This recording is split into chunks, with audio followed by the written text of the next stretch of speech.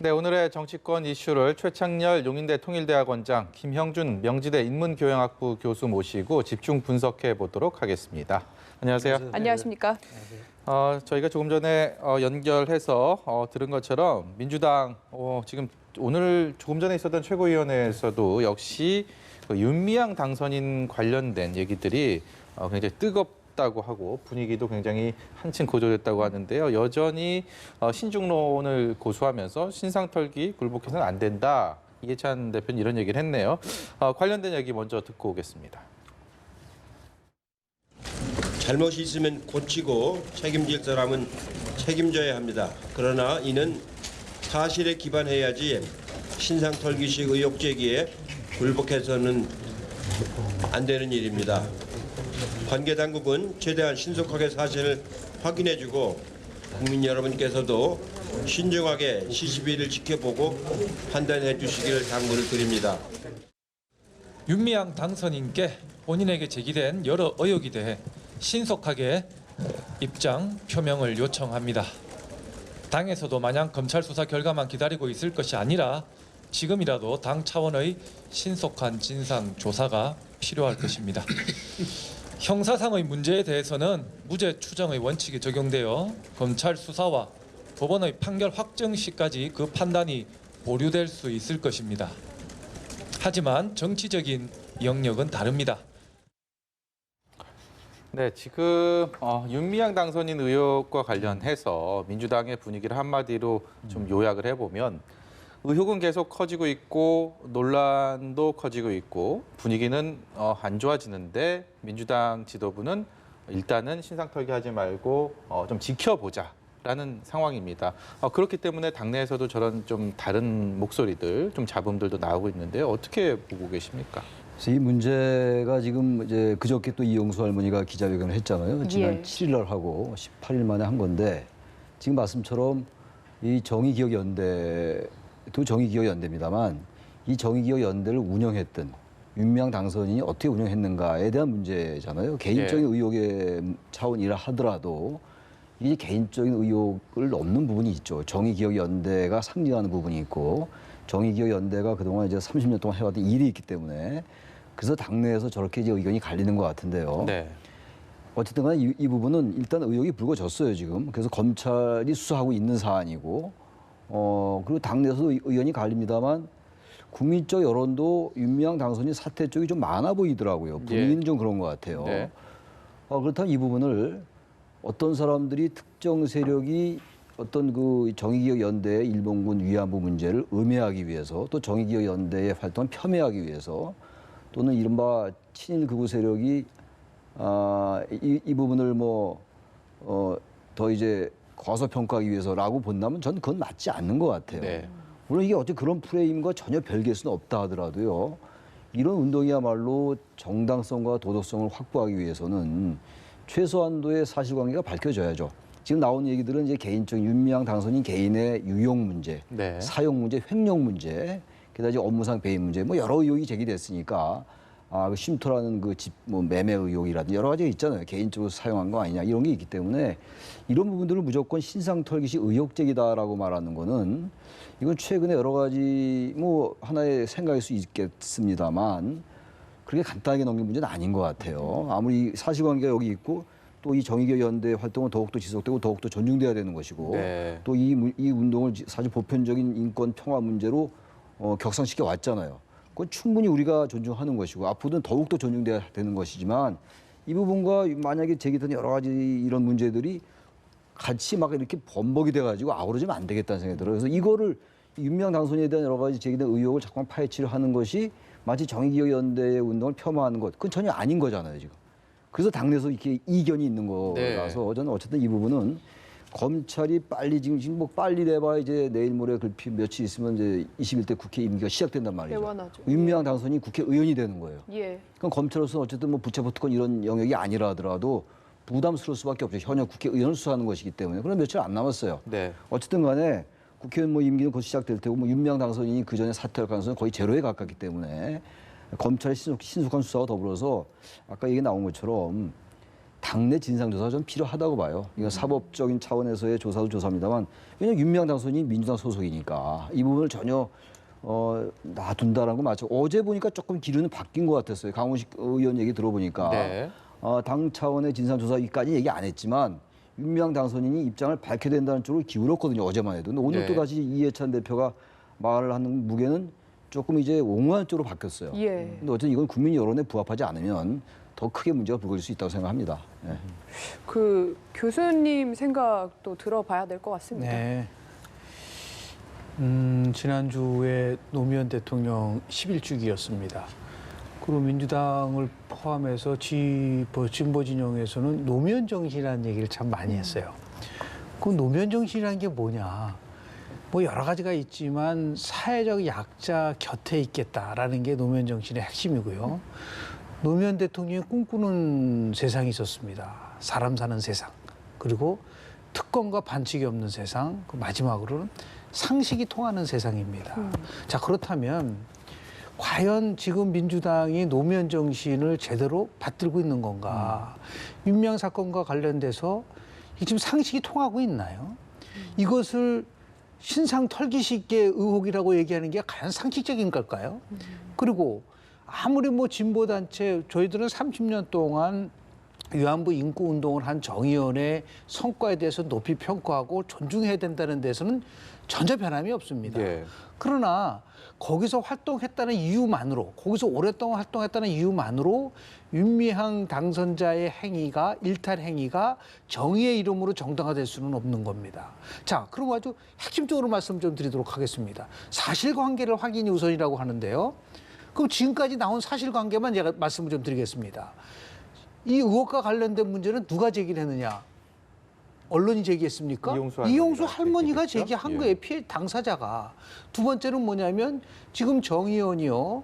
여러 각종 기부금이라든지 보조금을 받아서 지금 국세청에 공시해서 누락된 게 37억 원 현재까지라는 게 사실입니다.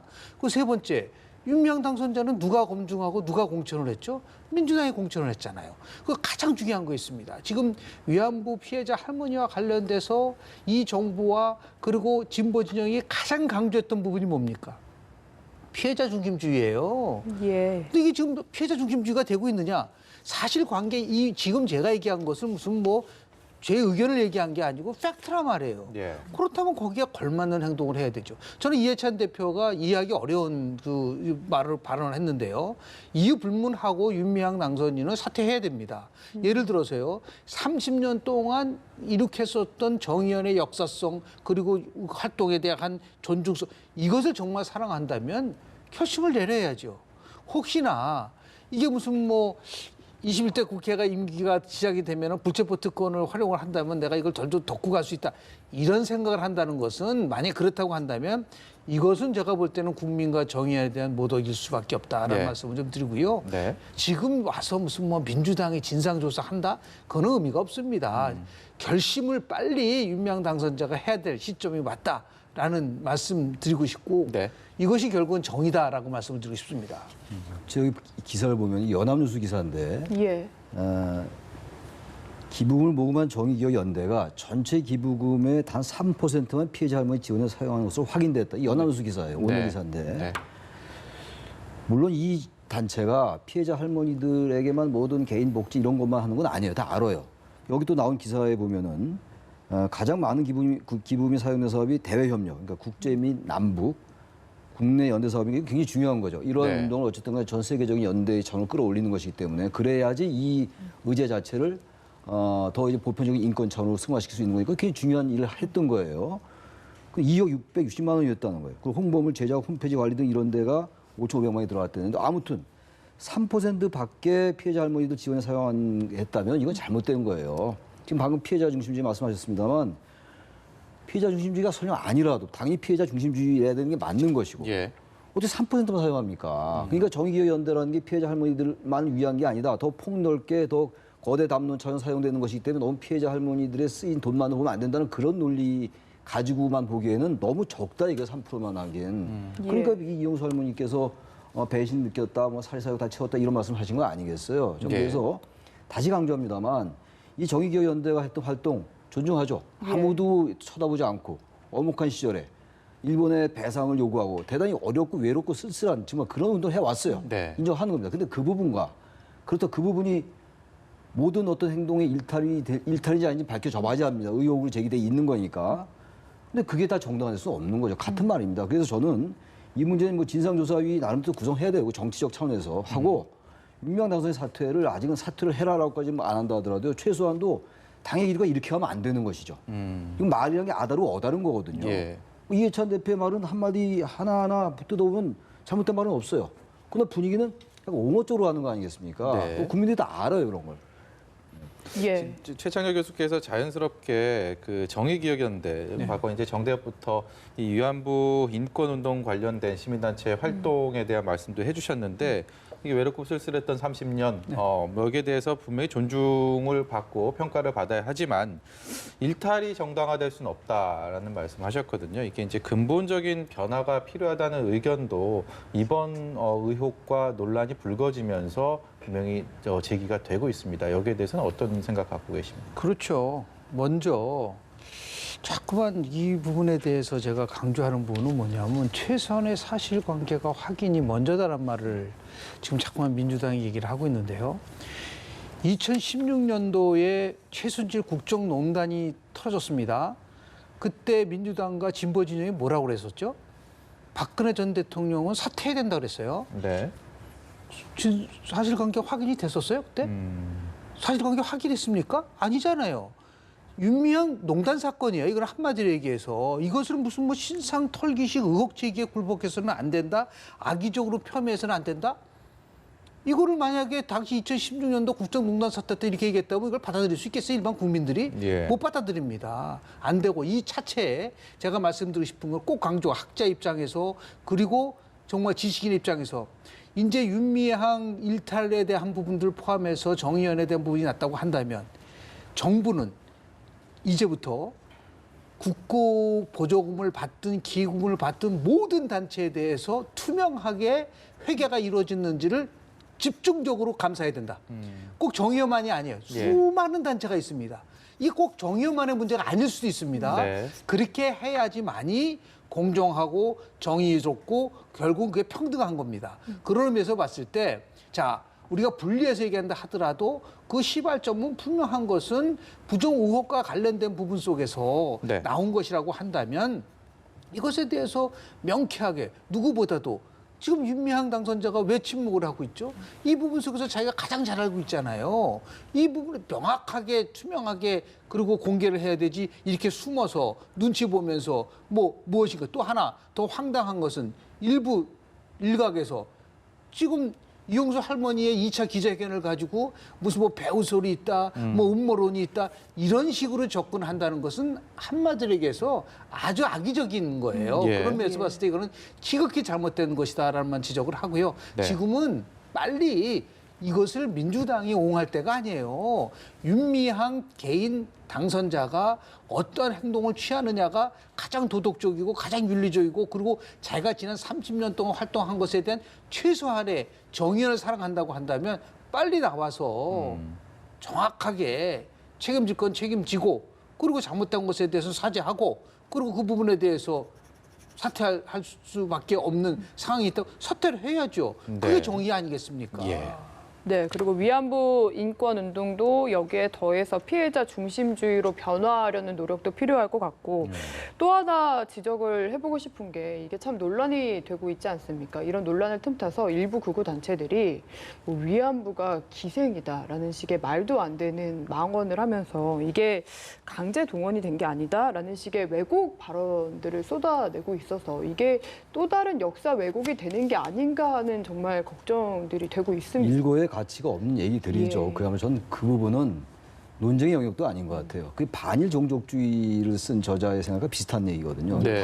바로 이 부분들이 그러니까 이건 지금 개인의 문제인 거예요. 사실 윤미향 당선이 개인의 문제인데 네. 정의기억연대를 대표했고 이사장을 지냈던 사람이기 때문에 윤미향 당선인이 이 부분을 자꾸 이제 이게 그만큼 도덕적으로 문제가 되니까 이 운동 자체가 문제다. 이건 전혀 논리적으로 연결 접점이 없는 거예요, 전혀. 네. 근데 하여튼 우리 사회는 그런 세력들이 분명히 존재합니다. 이른바 우린 그걸 이제 친일 극우 세력이라는 표현도 하고 이렇게 얘기를 한단 말이죠. 근데 그 사람들이 지금 이걸 기회다라고 지금 공격하고 나오는 거 아니야. 그러니까 민주당이라든지 진보정에서 이 부분을 막기 위해서라도 네. 이 부분을 좀 보호해야 되겠다는 생각이 있을 수 있어요. 근데 조금 더 생각을 더 우리가 진중하게 해야 될 것이 그렇게 해서 덮어진 문제는 아니라는 거예요. 예. 그렇게 할 수 이 사람들이 그 친일 극우 세력이라는 사람들이 더욱더 지금 말씀하신 그런 쪽에 공격을 더 해올 겁니다 아마. 파라 저 계속 의혹이 제기되지 않느냐. 이럴 때일수록 정확하게 의혹을 털고 가고 사실이라면 그야말로 사퇴해야 되는 것이고 사실 아니라면 아무 문제 없이 가면 되는 거예요. 네. 예. 검찰 수사하고 있고 말이죠. 만에 하나 민주당이 이 부분을 조국 사태 때처럼 국정 동력이 떨어질까 봐 우려해서 21대 국회가 시작되니까 그래서 자꾸만 이렇게 뭔가 좀 상황을 두둔하는 쪽으로 간다면 그건 잘못된 생각이다. 국정 동력을 더욱더 동력을 받기 위해서라도 이런 부분은 진실에 입각해야 돼요. 예. 그런 것이 그래야지 정의기억 연대 운동이 그리고 또 다른 형태의 여러 가지 이런 것들에 대한 사회적 의제의 공론화가 국민들에게 지지를 받고 신뢰받을 수가 있는 거죠. 그런 식의 프레임으로 자꾸만 가는 건 절대로 안 된다. 이번 사안만은. 네. 극우 단체들이 2차 기자회견을 한번 제대로 들어봤어요. 윤미향 할머니가 자신의 과거에 대해서 한맺힌 이야기를 했잖아요. 이용수 할머니가요? 이용수 할머니께서 예. 세계 여성들에 대해서 죄송하다 등등 그 얘기를 들으면서 과연 이런 말을 할 수 있을까라고 하는 이러니까 극우 단체들이 이렇게 하니까 일각에서 혹시 이것이 친일 반평화 세력들이 특정한 세력들을 공격하기 위한 것이 아니냐라고 비판받는 거예요. 네. 지금이라도 다시 한번 극우 단체들은 이용수 할머니의 2차 기자회견문 한번 다시 한번 들어봐라. 네. 그러면 저렇게 말 못합니다. 그렇게도 한다고 한다면 제가 볼 때는 기본적인 인간의 소양을 갖고 그렇게 할 수는 없다라는 예. 네. 말씀을 드립니다. 예, 윤미향 당선인과 관련한 여론조사 기관의 오늘자 여론조사 결과가 나와서 저희가 잠깐 소개해드리고 다음 주제로 넘어가겠습니다. 윤미향 당선인의 지금 논란과 관련해서 사퇴해야 한다라는 여론조사 결과가 보시는 것처럼 이렇게 70%를 넘고 있고요. 특히 민주당 지지층에서도 사퇴해야 된다라는 의견이 51.2%, 그러니까 50%를 넘는 인원들이 윤미향 당선인의 거취에 대해서 저렇게 얘기를 하고 있습니다. 민주당에서는 일단은 진위를 떠나서 후폭풍이 예고돼 있는 지금 상황에서 부담이 일단은 커지고 있는데 그렇습니다. 빠른 시일 내에 어떤 결단이라는 게 있어야 되지 않나, 이 두 분의 말씀처럼 그런 얘기를 하면서 저희가 다음 주제로 넘기도록 하겠습니다. 예. 이낙연 전 총리가요, 과연 당권에 도전을 할 것인가 안 할 것인가, 오늘 8월 달에 이제 전당대회가 예고돼 있는데 말이 많았는데 다음 주에 당권 도전을 할 것으로 보인다. 그리고 본인 스스로 결심이 섰다라는 의견을 피력을 했습니다. 이것에 대한 이런 결심에 대한 의미를 그리고 속내를 좀 여쭤보고 싶습니다. 그래서 이제 이낙연 이제 당선인으로서는 당권에 도전하는 게에 대한 여러 가지 유불리를 따질 거예요. 정책 계산을 당연히 하겠죠.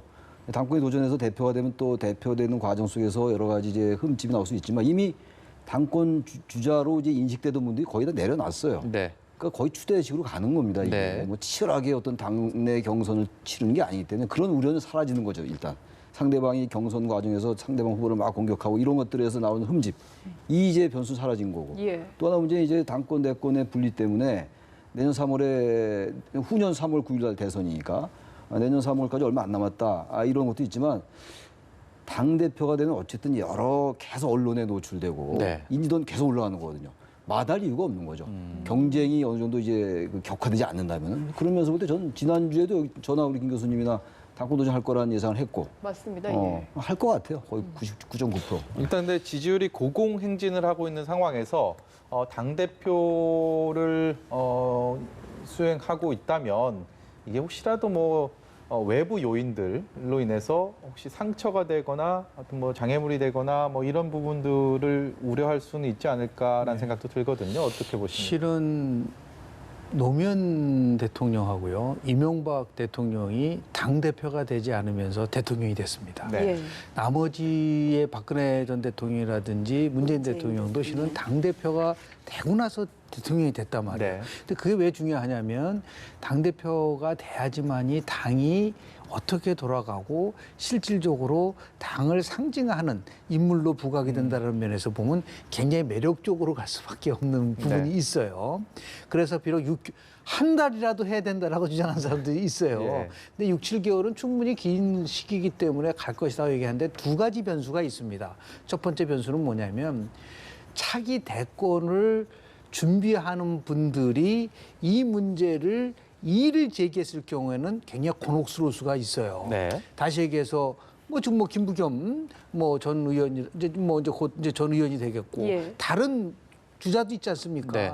이 주자분들이 이거 공정하지 않다. 우리 좀 공정하게 좀 하자. 그리고 실제로 보면은 옛날에 그 한나라당 같은 경우도 보면은 강재섭 당대표가 관리용으로 하면서 이명박 박근혜 두 경선을 아주 나름대로 관리한 적이 있어요. 그러니 새 당대표가 관리할 수 있게끔 만들어주는 것이 오히려 공정한 경선을 위해서 필요하다고 치고 나오면 제가 볼 때는 그걸 완전 무시하죠.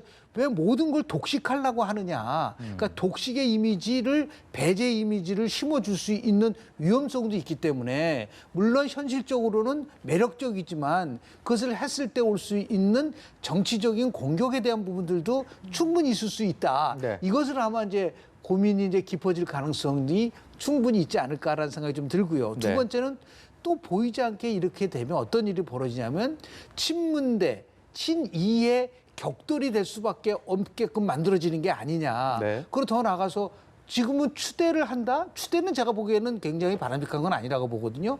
그러면 당연히 친문 세력과 친이 세력이 이번 경선 과정에서 충돌하게 됐을 경우에 올 수 있는 내상도 분명히 있을 수 있다. 네. 이런 것들을 이제 고민을 하면서 더욱더 고민이 깊어질 것 같은데요. 네. 결국 이제 선택은 뭐 이낙연 전 총리가 하겠고 분명한 것은 당대표가 갖고 있는 여러 가지의 나름대로의 정치적인 매력적인 것이 있기 때문에 고민이 깊어지고 있지 않나라는 생각을 좀 합니다. 이낙연 전 총리의 측근은 다음 주에 당권 도전을 선언할 것 같다라고 얘기를 했고 이낙연 전 총리는 여기에 대해서 며칠 안에 말씀드릴 것이다라고 얘기를 한 상황이고요. 그리고 정식 기자회견 형식을 통해서 아마 그 출마 선언을 할 것이다라는 것이 지금 정치권에서 많이 무게가 실리는 그런 상황입니다. 통합당 얘기 좀 해보겠습니다. 김종인 비대위가 빠르게 이 체제를 잡아가고 있는 상황입니다. 일단은 한국당과의 통합을 마무리했고요. 이제 103석으로 의석을 제1야당으로 출발하게 됐고 여의도 연구원도 해체한다고 하네요. 여러 가지 변화들 또 당내 젊은 피 수혈하는 모습들도 그런 의지들도 밝히고 있고 김종인 위원장이 자유우파 타령 좀 그만해라. 엄청난 변화를 해야 된다라는 이런 얘기를 오늘 했다고 하네요. 뭐 지금 통합당의 변화 상황들 어떻게 보고 계십니까? 그래서 앞으로 이제 그 통합당이 어떻게 혁신을 해 나갈 것인지 구체적인 양태라든지 방향을 봐야 되겠죠. 근데 이제 계속 얘기했던 게 요즘 이제 그 말은 좀 들어갔어요. 저도 요즘 이제 그 용어를 잘 안 쓰는데 당 해체. 아, 예. 당 해체란 말은 왜 했냐면 당이 완전히 산산조가 없어져라는 얘기가 아니라 네. 해체라고 얘기할 수 있을 정도로 당이 그동안 견제해왔던 이른바 아스팔트 우파, 자유우파 이런 얘기거든요. 네. 한국 사회에서 우파 좌파라는 건 서구 정당의 우파 좌파하고 많이 다르잖아요. 그러니까 그런 식으로 계속 어쨌든 태극기 세력에 기대한 듯한 이런 의지한 듯한 이런 모습들 그리고 뭔가 수구적이고 냉전적인 그런 게 계속 무슨 뭐 유령처럼 떠돌고 말이죠. 이런 네. 것들을 완전히 떨쳐내지 못하면 안 된다는 의미의 해체를 얘기했던 거거든요. 네. 그 김종인 비대위는 그걸 해야 될 겁니다 아마. 그러니까 과거와 정말로 단절해야 된다는 거. 결별해야 되었지 이거는. 그게 이른바 해체라는 단어를 썼던 것인데 이 김종인 비대위원장이 최종적으로 임명된 건 아직 아니죠. 예. 그거 이제 임기 바뀌어야 되니까 뭐 되겠죠. 된다고 보는 것이고 그건 이제 아무튼 이제 지난번에 뭐 경제민주화 2012년도에 이런 이제 진보적 의제를 가지고 대선 총선 다 이겼잖아요. 2012년도에 김종인 비대위원장이 새누리당 때 예. 말이죠. 거기에 못지않은 그보다 더하면 더 했지. 그보다 더 낮으면 안 되는 거예요. 완전히 통합당이 과거와는 결별했고 단절했구나는 걸 보여줘야 돼요. 그래서 합리적인 보수나 합리적인 중도 세력들이 이제 통합당에게 신뢰를 갖기 시작하고 관심을 갖기 시작해야 돼요. 네. 그게 전 모든 개혁의 단초라고 봅니다. 그 대신 그것은 어떤 이슈나 의제로 구체화돼야 되겠죠. 말로만 공허하게 해서는 안 되는 것이고 어떤 비대위의 뭐 배치나 이런 것들도 물론 중요합니다만 정책에 있어가지고 한국 사회가 직면하고 있는 모순 같은 것, 한국 사회가 무엇이 문제인가, 국민들은 무엇을 가지고 저 갈구하는 것인가. 예. 그러니까 저는 민주당 못지않게 2016년도 촛불 및 집회에서 부르짖었던 우리 국민들, 시민들이 그거에 다시 천착을 해라. 그럼 답이 좀 나올 겁니다, 아마. 지나치게 보수적인 가치 이런 건 중요하지 않아요. 한국 사회가 직면하고 있는 문제를 해결하는 데 있어서 보수와 진보의 진영 구분은 거의 무의미한 겁니다. 예. 근데 우리 사회가 자꾸 정당들이 보수와 진보의 진영 논리에 잠깐 빠져 있다 보니까 뭐 조국 사태도 생겼던 것이고 윤미향 당선인권도 어떤 면에서 볼 때 그런 부분을 배제할 수 없는 것이고 이런 것이기 때문에 다시 본론으로 돌아와서 통합당은 지금 이제 한국 사회가 직면하고 있는 모순 2016년도 가을부터 2017년도 초까지의 그 촛불 집회는 단순히 박근혜 사태만 원했던 건 아니었거든요.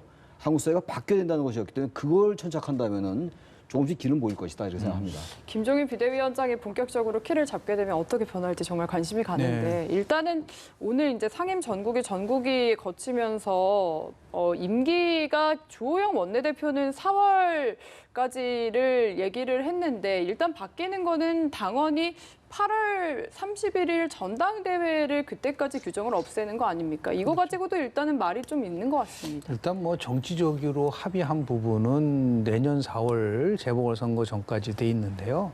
그게 큰 의미가 없는 게 그렇다고 하더라도 성과가 있으면은 4월이 아니라 뭐 더 오래 연장될 수 있는 이상이라도, 것이고 일단은 성과가 그 비대위 임기가요. 당원을 수정을 해서 내년 4월 재보궐선거로 의결이 조금 전에 됐다고 그렇습니다. 하네요. 예. 그렇기 예. 때문에 그렇게 하더라도 그거는 이제 당원 당규상에 대한 부분들이고요. 그리고 이제 성과가 없다. 그럼 무슨 문제가 있다라고 하면 또 얼마든지 또 이게 변화될 수 있는 부분들이 있기 때문에 더 절박한 마음으로 갈 수밖에 없는데 지금 박 의원께서 말씀하신 것처럼 변화는 크게 세 가지 방향이에요. 제일 큰 거는 예. 그동안 보수 우파가 지향했었던 보수가 지향했었던 가치를 조금 변화시키는데 어떤 방향으로 변화시켜야 되냐면 제3의 길을 가야 된다. 보수 제3의 길을 가야 된다는 거는 뭐냐면 진보의 가치도 보수의 시각에서 포용할 수 있는 부분으로 갈 수 있느냐 없느냐. 기본소득과 관련된 지금 논쟁이 이제 벌어질 가능성이 굉장히 크거든요. 네. 과거 같으면 보수가 절대로 받아들일 수가 없지만 이것도 과감하게 받아들일 수 있다라고 하는 나름대로 그동안 시장경제를 자유경제체제 이것은 너무 지나치게 기존에 있는 보수의 가치 그것도 중요하죠. 뛰어넘어야 된다. 두 번째는 어떠한 새로운 인물을 영입을 하느냐 문제잖아요. 이것은 영입했다고 시작된 것이 아니라 스스로 자라날 수 있게끔 하려고 한다면 이제는 보수에 대한 관심을 갖게 해야 된다. 제가 볼 때는 앞으로 2022년 대선 과정 속에서 누구나 다 같이 참여해서 같이 함께 경선을 통해서 국민들로 선택받을 수 있게 하려면 안철수든 유승민이든 황교안이든 뭐 홍준표 전부 다 뺄셈 정치가 아니라 덧셈 정치를 갈 수 있게끔 할 수 있는 기반을 과연 만들어줄 수 있느냐라는 예. 부분하고요. 결국은 세 번째는 뭐냐면 그동안 대한민국을 운영했었던 정당 운영 체제를 완전히 좀 바꾸자라는 예. 거예요. 아주 거대하고 그리고 굉장히 공룡화된 이 중앙당 체제.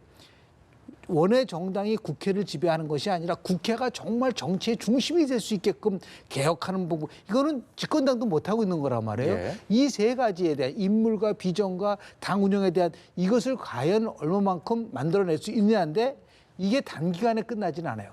다만 단언컨대 3개월에 결정납니다. 만약에 3개월이 지났는데도 별로 그렇게 크게 당 지지도도 안 오르고 하면 1차 위기가 오고 6개월이 지났는데도 불구하고 기대했었던 성과가 나오지 않는다면 그때는 정말 중요한 위기가 올 수가 있는 부분이기 때문에 네. 6개월 내에 뭔가 국민들이 정말 미래통합당이 변했구나라는 것을 보여줘야만이 가능한 혁신과 나름대로 미래가 있지 않을까 생각을 좀 하게 예. 됩니다. 내일이요 문재인 대통령과 여야 원내대표가 오찬회동을 갖습니다. 저희가 시간이 많이 남아 있지 않아서 두 분께 한 1분 정도씩 드릴게요. 그래서 내일 오찬회동에 어디에 좀 주목해서 봐야 되는지 그 예. 포인트를 좀 분석을 아무래도 전망을 여야 요청드리겠습니다. 원내대표니까 여야 당대표가 아니잖아요. 그러니까 여야 원내대표니까 원을 어떻게 이제 그 국회 구성해 나갈 것인가의 문제가 나올 것 같고 그렇다고 해서 상임위원장을 몇 대 몇으로 배분하냐 이런 문제는 좀 아닐 것 같고 네. 어쨌든